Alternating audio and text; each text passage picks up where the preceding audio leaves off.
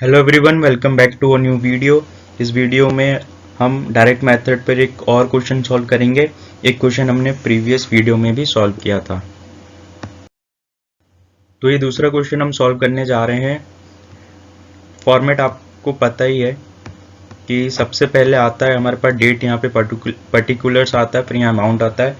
ये क्वेश्चन आपको ठीक से दिखता है इसलिए मैंने थोड़ा फैला दिया है फॉर्मेट तक, बट आपको फॉर्मेट मैंने पहले भी बता चुका है कि यहाँ पे पर्टिकुलर्स आता है। सबसे पहले हमारे पास ऑपरेटिंग एक्टिविटी, इन्वेस्टिंग, फिर फाइनेंसिंग आता है।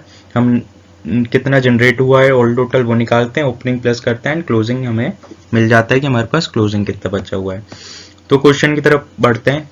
पिछले क्वेश्चन में हमने देखा था कि हमारे पास डायरेक्ट ट्रांजेक्शन दिए हुए थे, ऐसा कोई टेबल नहीं दिया हुआ था, सीधे हमें ट्रांजेक्शन दिए थे कि ये ट्रांजेक्शन हुआ है, इन्हें रिकॉर्ड कीजिए।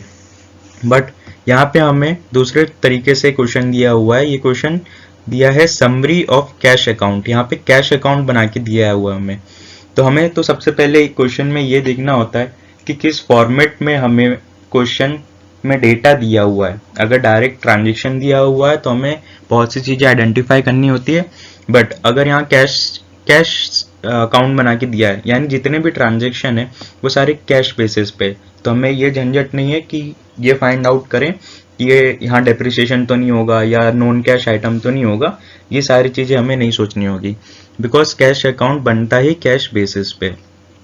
ठीक है, अब हमें बस इसमें ये फाउंड आउट करना है कि कौन सी कैटेगरी है एंड वो कैटेगरी इनफ्लो है या फिर आउटफ्लो है। ठीक है, कौन सी एक्टिविटी है एंड वो एक्टिविटी इनफ्लो है या फिर आउटफ्लो है।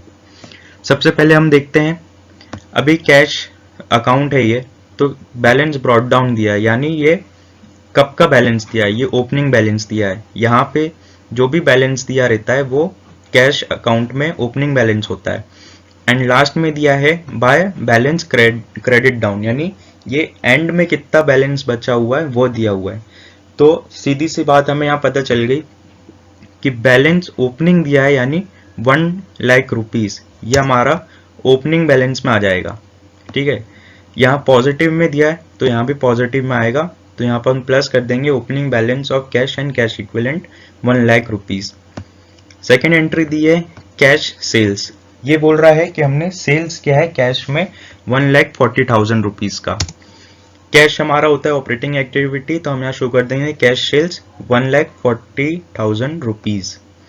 अगली ट्रांजेक्शन यहाँ पर रिकॉर्ड की है ट्रेड रिसीवेबल्स। ट्रेड रिसीवेबल्स यानी हमने ट्रेड करके यानी बेच के पैसा लाया है। तो ट्रेड रिसीवेबल्स हमेशा ये कंसिडर किया जाता है कि वो हमने डेटर से पैसा लिया है। पिछले टाइम हो सकता है डेटर को हमने क्रेडिट में सेल किया हो एंड आज हम उससे कैश में रिकवरी कर रहे हैं, यानी डेटर हमें पेमेंट कर रहा है। तो हम रिकॉर्ड करेंगे cash received from debtor, trade receivables. इन दोनों में से आप कुछ भी लिख सकते हैं, या तो ट्रेड रिसीवेबल्स लिख दीजिए या फिर कैश रिसीव्ड फ्रॉम डेटर लिख दीजिए। यह है 1,75,000। अगला ट्रांजेक्शन है कमीशन, ट्रेड कमीशन। अभी ये हमें कैसे पता चलेगा कि कमीशन रिसीव्ड हुआ है या फिर हमने कमीशन पे किया है। हम ये तो समझ गए कि ट्रेड कमीशन है यानी ऑपरेटिंग एक्टिविटी में आएगा, बट ये ट्रेड कमीशन रिसीव हुआ है या फिर पे हुआ है। यहाँ पे हमको ये समझना होगा कि ये अकाउंट किसका दिया है, कैश अकाउंट का दिया हुआ है। ठीक है, ये कैश ट्रांजेक्शन का अकाउंट दिया हुआ है। कैश हमारा क्या होता है, कैश हमारा होता है एसेट। ठीक है, एसेट में जो भी डेबिट साइड होती है, ये डेबिट साइड होती है ना, ये क्रेडिट साइड होती है। ठीक है, डेबिट साइड में जो भी ट्रांजेक्शन दिए होते हैं, ठीक है, एसेट अकाउंट अगर है, कैश हमारा क्या है, एसेट अकाउंट। एसेट अकाउंट में जो भी डेबिट साइड दी होती है उससे हम ये मानते हैं कि ये पैसा आया है। ठीक है, ये कंपनी में पैसा आया है। एंड जो भी अमाउंट क्रेडिट साइड में दी होती है उससे हम ये समझते हैं कि अपने कंपनी से पैसा गया है। अब जैसे यहाँ समरी दिया हुआ है कैश अकाउंट की, कैश अकाउंट हमारा होता है एसेट अकाउंट। ये हो गया डेबिट साइड, ये हो गया क्रेडिट साइड। डेबिट साइड में जितने भी ट्रांजेक्शन हुए होंगे वो हमारा रिसीव हुआ होगा। ठीक है, और यहाँ पे जितने ट्रांजेक्शन हुए हैं वो हमारा सारा पेमेंट हुआ है। तो ट्रेड रिसीवेबल्स यहाँ पे सीधे समझ में आ गया था कि ये रिसीव हो रहा है। ठीक है, डेटर ने हमें रिसीव पेमेंट किया है, बट ट्रेड कमीशन हमें नहीं पता चल रहा था कि ये रिसीव हुआ है या फिर पेमेंट हुआ है। हमने इस तरीके से समझा कि ये एक एसेट अकाउंट है, एसेट अकाउंट, हमारा कैश अकाउंट हमेशा एसेट अकाउंट होता है, और एसेट का डेबिट साइड यानी इनफ्लो एंड क्रेडिट साइड यानी आउटफ्लो। ठीक है, तो ट्रेड कमीशन यहाँ हम मानेंगे कि रिसीव हुआ है, और ट्रेड कमीशन ऑपरेटिंग एक्टिविटी में आता है, तो commission received from operating activity में आएगा ट्रेड कमीशन 50,000 रुपये। ठीक है, ऐसे ही सेल ऑफ इन्वेस्टमेंट, अभी इन्वेस्टमेंट सेल किया है, इन्वेस्टमेंट सेल करना is not an operating activity, वो आएगा इन्वेस्टिंग एक्टिविटी में, एंड ये डेबिट साइड है यानी ये इनफ्लो हुआ है, तो हम यहाँ रिकॉर्ड करेंगे सेल ऑफ इन्वेस्टमेंट 30,000 रुपीज। अगला एंट्री है लोन फ्रॉम बैंक, लोन हमने बैंक से लिया है, लोन लेना हमारा ना ऑपरेटिंग एक्टिविटी है ना इन्वेस्टिंग, ये हमारा फाइनेंसिंग एक्टिविटी है, लोन ले रहे हैं तो लोन का अमाउंट हमारे पास आ रहा है यानी इनफ्लो हो रहा है, तो हमारे पास आएगा फाइनेंसिंग एक्टिविटी में loan taken from bank 1 lakh rupees. Interest and dividend, अभी यहाँ इंटरेस्ट एंड डिविडेंड सीधा लिख दिया है, ये नहीं लिखा कि रिसीवेबल है या फिर पेएबल है, रिसीव हुआ या फिर पे हुआ है, बट हम अगेन वो लॉजिक लगाएंगे कि कैश अकाउंट हमेशा फिक्स्ड एसेट अकाउंट होता है और उसका डेबिट साइड में जो भी एंट्रीज हुई रहती है वो रिसीवेबल्स होती है, तो हम इसको कंसिडर करेंगे कि इंटरेस्ट एंड डिविडेंड हमारा रिसीव हुआ है। इंटरेस्ट एंड डिविडेंड हमें रिसीव कब होता है, जब हम कहीं बाहर इन्वेस्ट करते हैं, इंटरेस्ट हमें तब मिलता है जब हमने बाहर कोई और कंपनी को लोन दिया हो और वो लोन के बदले हमें इंटरेस्ट पे कर रही है वो कंपनी, एंड डिविडेंड हमें तब मिलता है जब हम किसी और कंपनी में इक्विटी खरीदे हों, शेयर खरीदे हों और उस शेयर के बदले हमें डिविडेंड मिल रहा है, तो ये इन्वेस्टिंग एक्टिविटी में आएगा 1,000 रुपीज। अभी ये सारे क्रेडिट साइड चालू हो गए। ठीक है, डेबिट साइड की सारी एंट्रीज हो गई हैं, अब क्रेडिट साइड की एंट्रीज हो रही हैं, तो ये सारे क्रेडिट साइड ये शो करते हैं कि ये पेमेंट हुए हैं। ठीक है, तो अगली एंट्री है कैश परचेज, परचेज किया है, परचेज तो अलग ही साउंड में आ जाता है कि आउटफ्लो हुआ होगा कैश का, क्योंकि हम परचेज कर रहे हैं कोई चीज, कैश परचेज यानी हमने कैश में कोई चीज परचेज की है, यहाँ मेंशन नहीं है कि परचेज क्या किया है, तो जनरली यही माना जाता है कि हमने रॉ मटेरियल परचेज किया था, तो हम यहाँ लिख देंगे कैश परचेज, यहाँ पे रॉ मटेरियल परचेज भी लिखा जा सकता है, एंड परचेज हुआ है 1,20,000 रुपीज का, तो यहाँ पे नेगेटिव फिगर आएगा 1,20,000 रुपीज, नेगेटिव फिगर इसलिए क्योंकि आउटफ्लो हुआ है। अगला है ट्रेड पेबल्स, हमने ट्रेड पेबल्स यानी ट्रेड पेबल्स, यहाँ पे ट्रेड रिसीवेबल्स में हमने माना था कि डेटर्स का हमें पेमेंट मिल रहा है डेटर से, और यहाँ पे ट्रेड पेबल्स है, पेबल्स में हम मानेंगे कि हमें क्रेडिटर को हमने पेमेंट किया है, कितना पेमेंट किया है 1,57,000। क्रेडिटर को हम पेमेंट कब करते हैं, जब हम सपोज रॉ मटेरियल उससे खरीदे हों, है ना, क्रेडिट में, अगर क्रेडिट में खरीदे हैं पहले एंड आज जाके उसको पेमेंट कर रहे हैं, तो हम लिखेंगे, नोट करेंगे कि हमने आज क्रेडिटर को पेमेंट किया है, तो कैश पेड टू क्रेडिटर्स, आप सीधे ट्रेड पेबल्स भी लिख सकते हैं 1,57,000 रुपीज का। नेक्स्ट ट्रांजेक्शन है buy office and selling expenses, office and selling expenses हम किस कैटेगरी में डालेंगे, इन्वेस्टिंग या ऑपरेटिंग या फाइनेंसिंग।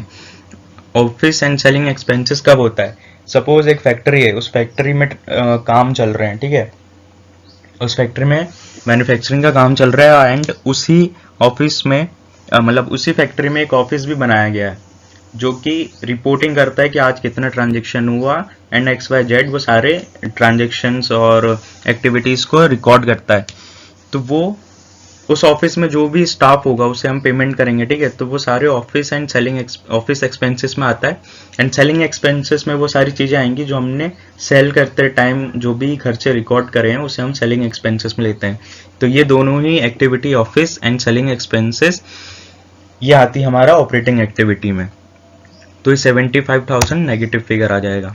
अगला है इनकम टैक्स, इनकम टैक्स हम कब पे करते हैं, जब हम इनकम अर्न करते हैं, एंड इनकम हम कब करते हैं, जब हम ऑपरेटिंग एक्टिविटी करते हैं, जब हम सेल करते हैं, सेल करके इनकम अर्न करते हैं एंड फिर उस पर इनकम टैक्स देते हैं, तो ये भी ऑपरेटिंग एक्टिविटी में आएगा, income tax paid 30,000 rupees negative figure. अभी यहाँ पे हमने इसको अलग से क्यों लिखा है, बिकॉज हमेशा इनकम टैक्स जब हम रिकॉर्ड करते हैं ऑपरेटिंग एक्टिविटी में तो वो सबसे एंड में रिकॉर्ड करते हैं, एंड इसके पहले जितनी भी एक्टिविटीज रिकॉर्ड करनी होती है वो इनकम टैक्स की एंट्री के पहले ही रिकॉर्ड होती है, हमेशा एंड में ही इनकम टैक्स की एंट्री रिकॉर्ड करते हैं। अगला ट्रांजेक्शन है बाय इन्वेस्टमेंट। अभी यहाँ भी सीधे दे दिया है बाय इन्वेस्टमेंट, कुछ नहीं लिखा कि इन्वेस्टमेंट करी है या फिर इन्वेस्टमेंट मिली है, बट यहाँ पे क्रेडिट साइड में है एंट्री, तो हम ये अज्यूम करेंगे कि आउटफ्लो है, और सीधे दिया हुआ है बाय इन्वेस्टमेंट, तो हम इस ट्रांजेक्शन को इन्वेस्टिंग एक्टिविटी में डाल देंगे, परचेज ऑफ इन्वेस्टमेंट 25,000 रुपीज। अगला है रीपे ऑफ लोन। हम रीपे कर रहे हैं लोन को, लोन हम लेते हैं फाइनेंसिंग एक्टिविटी में एंड रीपे कर रहे हैं, यानी हम लोन लौटा रहे हैं। जब लौटा रहे हैं, यहाँ लोन किसी और को दे नहीं रहे हैं, रीपे कर रहे हैं, हमने जो लोन लिया है वो हम रीपे कर रहे हैं, तो फाइनेंसिंग एक्टिविटी में आएगा repayment of loan 75,000। Financing activity में इसलिए आया क्योंकि हमने जब लोन लिया था तो फाइनेंसिंग एक्टिविटी में ही लिया था ना, तो जब हम लोन रीपे करेंगे तो भी हम उसे फाइनेंसिंग एक्टिविटी में रिकॉर्ड करेंगे। अगर यहाँ पे हम किसी को फ्रेश लोन दे रहे होते, रीपे नहीं, अगर हम लोन दे रहे होते तो वो इन्वेस्टिंग एक्टिविटी में आता, बट यहाँ हम रीपेमेंट कर रहे हैं लोन का जो हमने पहले लिया हुआ था, इसलिए वो फाइनेंसिंग एक्टिविटी में रिकॉर्ड होगा। नेक्स्ट ट्रांजेक्शन है इंटरेस्ट ऑन लोन। हमने लोन पे इंटरेस्ट पे किया है 10,000 रुपीज का, तो पेमेंट ऑफ इंटरेस्ट रिकॉर्ड करेंगे इन्वेस्टिंग एक्टिविटी में, interest on loan 10,000 rupees. Last में दिया है कि बैलेंस कैरिड डाउन, यहाँ पे कितना बैलेंस हमारे पास बचा हुआ है इस साल के एंड में, ठीक है, तो वो दिया है 1,04,000 रुपीज, 1,04,000 रुपीज। तो हम यहाँ लिख देंगे closing balance of cash and cash equivalent 1,04,000 rupees. अभी हमारे पास सारी एंट्रीज कंप्लीट हो गई, यहाँ जितने भी ट्रांजेक्शन दिए थे हमने इस कैश फ्लो स्टेटमेंट में रिकॉर्ड कर दिया है। हमारे पास सिर्फ एक चीज बची हुई है निकालने की, वो है net cash generated during the year, ठीक है, ए प्लस बी प्लस सी। ए हमारा हो गया ऑपरेटिंग एक्टिविटी में जितना भी बैलेंस आया, ठीक है, जो कि है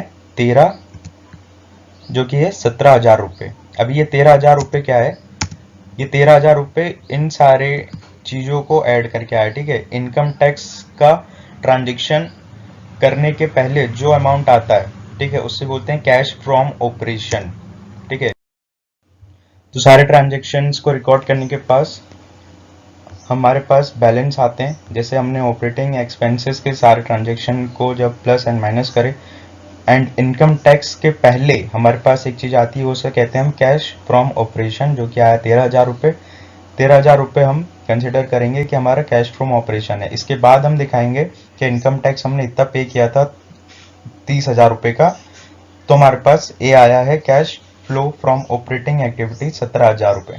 अभी आपके मन में डाउट आ रहा होगा कि इनकम टैक्स को हम अलग से क्यों दिखाते हैं एंड कैश फ्लो ऑपरेशन ये बीच में क्या आ गया।